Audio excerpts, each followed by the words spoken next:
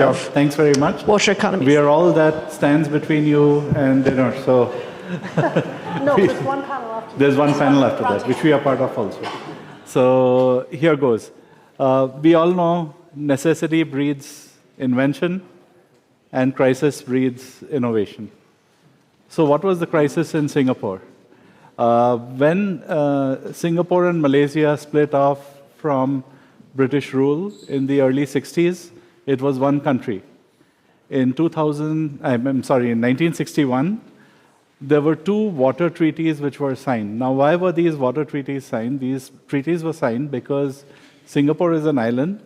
Most people don't realize that Singapore is considered among the most water-stressed countries in the world. It is strange because Singapore is a tropical country with 2,400 millimeters of rain every year. So what's the crisis? We don't have place to store this 2,400 millimeters which we get. And that is the crisis. So what had been happening before that was that a huge portion of our water used to come from Malaysia. We still import some water from Malaysia, but it's a lot less now. But what happened in 1965 is that Singapore and Malaysia decided to go their separate ways. The treaty is still held, but think about it from Singapore's point of view. Even if you have really good neighbors and you get along with them, we had the equivalent of going to our neighbor every day with 2 buckets and saying, give me 2 buckets of water. Which is why the first Prime Minister, Mr. Lee Kuan Yew, he made a very characteristic statement which said, all other policies in Singapore bend at the knees when it comes to water. And for reasons that you heard all our distinguished folks speak before this, I was remiss. I should first thank the Bankinter Foundation for inviting me, and also David Balsar for putting me in touch with them. So thanks very much, and to all the organizers. I'm sorry I missed doing that. So what happened in 1965 was that Singapore set off on a journey to be as economically as water independent as possible, but in an economically feasible way. Because anyone can be water independent as long as you do seawater desalination. You have plenty of water around. We have discussed that quite a bit. But Singapore decided that they would take a kind of a risk management approach. So they did what Singapore has is 4 national taps. So 4 sources of water. And this is very important because this helps us to mitigate the risk of any of these or one or more of these going down. We have the others to make them up. And the first one is, of course, water from the local catchment areas.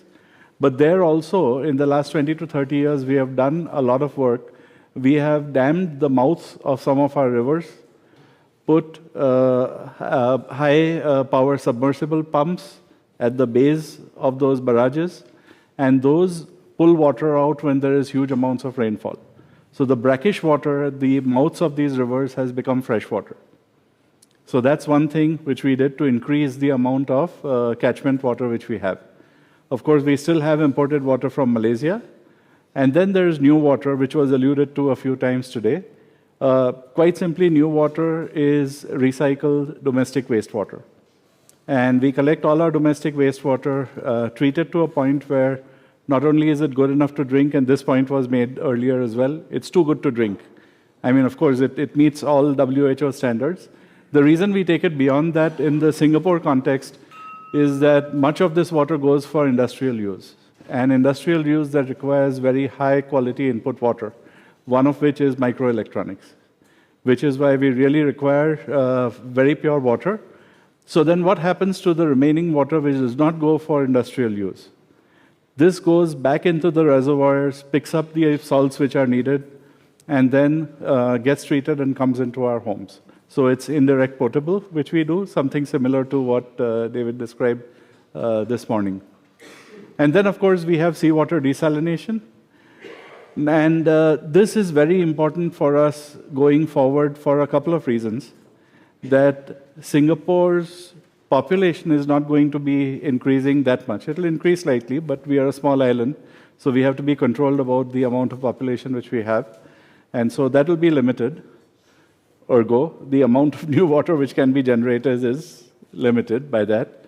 So then, if we want our economy to grow, because water is required not just for domestic use, obviously it's used for industrial and commercial use. And if we want our economy to grow, we also have to have almost, as is predicted, probably twice the amount of water in another 20, 30 years. And for this, we want to make sure that the seawater desalination, when we talk about desalinated water here, we are talking about seawater desalination. And we want to make sure that the cost of this is not prohibitive. It will, of course, be more than the other sources of water, but we want it to be in line with some of the other sources. So having said this, what has Singapore done to achieve this kind of balance? So one of the slides which I always show, because I'm a technologist, and many of you are technologists like me, and technologists tend to believe that technology is the end-all, and of course it's not. There's also economics, there's also policy, and this is something which has been discussed today as well. And keeping these in mind, we decided that for certain areas which are key to water, for example, membranes, we need to have a consortium approach. So what this consortium approach is, there's a lot of data on this slide, but let me just try to simplify what this is. These are the different technology readiness levels, similar to what was showed earlier as well. So in Singapore, we have the universities doing the research. I used to work for General Electric. I was leading the Water Technology Center in Singapore. And I was approached by the government of Singapore to set up what we call a translation center, which is to take the early stage technologies, choose which ones we want to take forward, do a techno-commercial analysis, and then work with the inventing lab to actually scale those up. And the differences are obvious. There's the materials which are different. Clearly, you can't work with lab chemicals.